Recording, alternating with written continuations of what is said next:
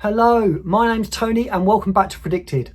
In today's episode, we're going to be reviewing the second fragrance that I got from Profumum Roma, and this one is called Vanitas. Stay right where you are.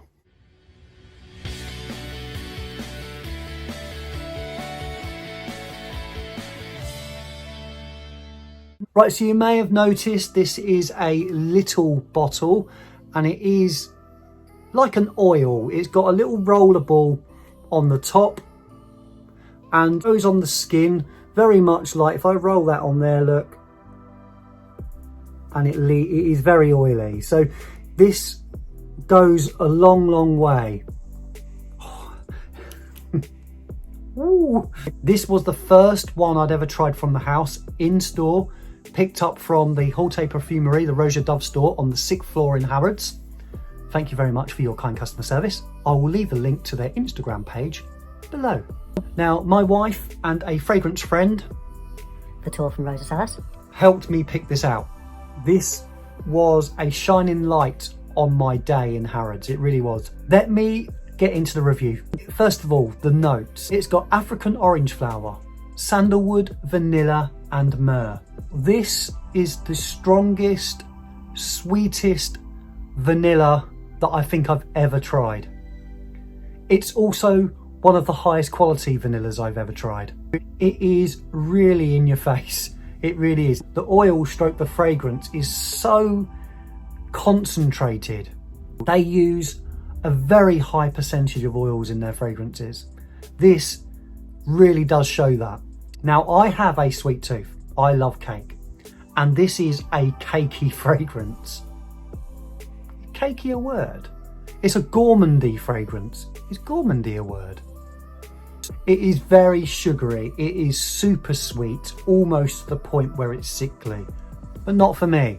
The smallest dab that you see me put on my hand goes a long way, and it literally lasts all day. I'm really enjoying layering this with other fragrances, so I carry this around with me everywhere. I really do. I carry it to work with me, out when I'm out and about shopping. And if I've sprayed something that day, I like to dab a little bit of this on, and it adds a sweetness to anything I'm wearing. What do I get from it? Vanilla, and more vanilla. It's creamy, it's rich. It is like a rich, sort of almost burnt, vanilla-y, sugary pudding.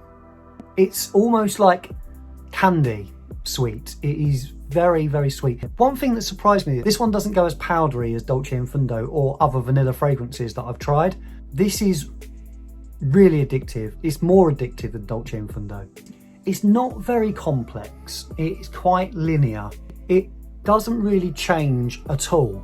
The first smell is pretty much the same as the last smell. The only thing I would say about it is that candy, sugary vibe disappears a little bit and it turns into more of a creamy vanilla, and I think that's helped along with the sandalwood.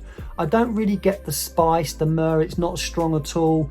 The African orange flower maybe adds something, but I don't really get that. These are amongst the richest, most opulent fragrances that I've certainly tried.